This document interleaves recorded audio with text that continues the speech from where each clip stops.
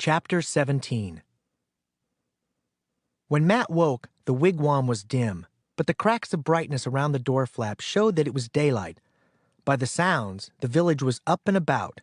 He could hear men's voices, the shouts of children, and the shrill yelping of dogs. Behind these sounds there beat a dull thumping rhythm. Could the Indians still be dancing?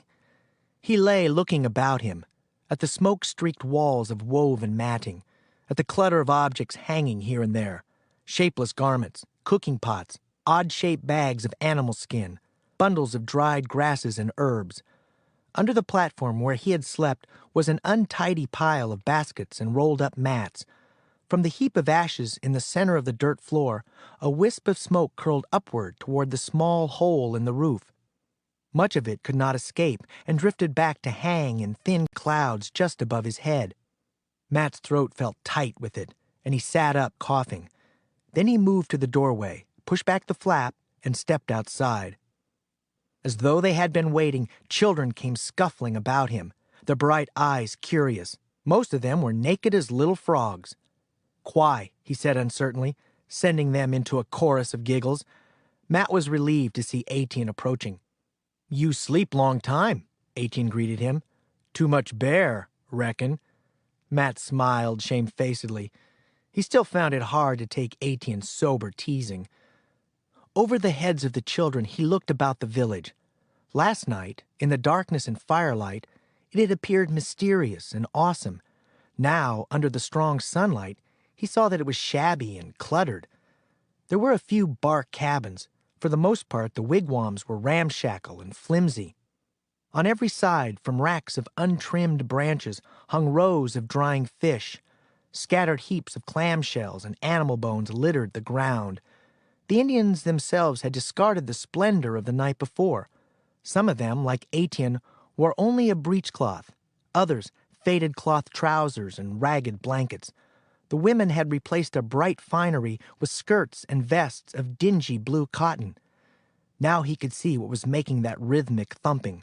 2 women were pounding corn in a huge mortar made from a tree trunk, their arms alternately rising and falling. Others nearby were grinding in smaller mortars of hollowed stones. They sat close together, jabbering like blue jays, but their chatter did not for an instant interfere with the steady rhythm of their bare arms. In front of another wigwam, 2 women were weaving baskets of rushes. As Matt and Etienne passed them, they looked up with shy smiles. All the women, Matt noticed, were hard at work. A few very old men sat smoking in front of the wigwams, and a group of boys squatted in a circle playing at some sort of game. "Where are the men?" he asked. "Gone," Etienne said. "Before sunup. My grandfather lead hunt for deer." He had brought a hunk of cornbread for each of them, and munching it they walked through the village back to the canoe. Matt kept hanging back, looking all about him at the village. He wanted to stay longer. There were 100 questions he longed to ask. But Etienne seemed impatient. His genial mood of the night before had vanished. Without wasting a motion, he pushed the canoe into the water. A taggle of children had followed them and now stood on the bank, laughing and waving as they moved out into the river. Matt tried to find a reason for Etienne's silence. "If it hadn't been for me," he asked, "would you have gone on the deer hunt with the men?" Etienne did not like the question. "Not take me," he admitted finally. "I not have gun." "You're a good shot with a bow and arrow." Etienne scowled. "That old way," he said. "Good for children. Indian hunt now with white man's gun. Some day my grandfather buy me gun. Need many beaver skins. Beaver not so many now." "I know guns cost a lot," Matt said. "I'll have to wait a good while for another one myself."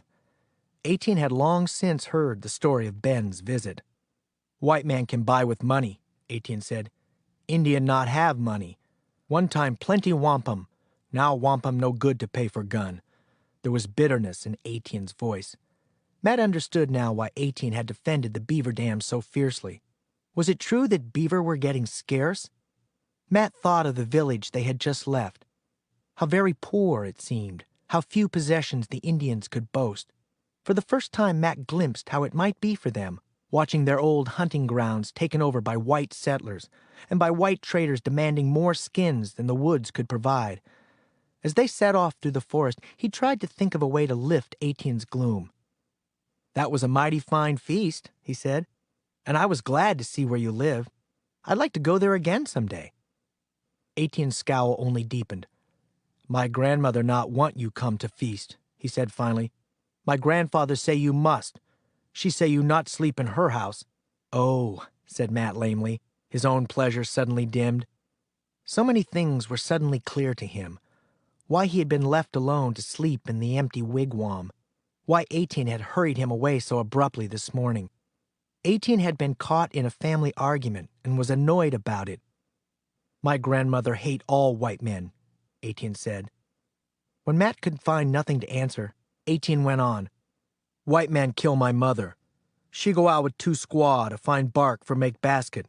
White man come through woods and shoot with gun. My mother do them no harm. We no longer at war with white men. Just same they kill for get scalp. White men get money for Indian scalp. Even scalp of children." Matt's indignant protest never got past his throat. He remembered that it was true, or had been a long time ago. He had heard that during the war the Massachusetts governor had offered a bounty for Indian scalps. Etienne must have been a very small child. "My father go out on war trail," Etienne said. "He go to find white man who killed my mother. He not come back." Matt was speechless. He had never dreamed that anything like this lay behind Etienne's carefree life. He had never wondered about Etienne's parents at all. Only accepted, without question, that the boy followed his grandfather and obeyed him. "No wonder she hates us," he said at last. "Terrible things always happen when there's a war, on both sides. You've got to admit, Etienne, that there was a reason. The Indians did the same thing to white settlers. The white women were afraid to go outside their cabins. Why white men make cabins on Indian hunting grounds?" Matt had no answer to that. It was no use, he thought. The war with the French was over. The Indians and the English had made peace. But the hatred, would that ever be over? For all he and Etienne walked through the woods together, there was a wall between them that Etienne would never forget. In sudden panic, he thought of his own mother. Was it right for his father to bring her to this place? "Does your grandfather hate us too?" he asked. Etienne did not answer at first.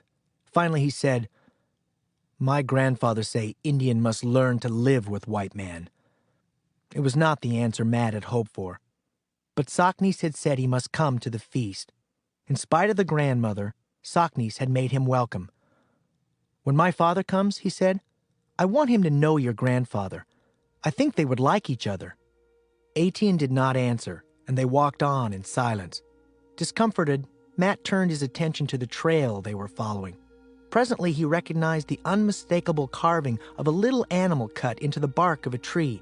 But when he turned to Etienne to boast of his recognition, he was silenced by the darkness in Etienne's eyes. Instead, without speaking, he studied the signs they passed.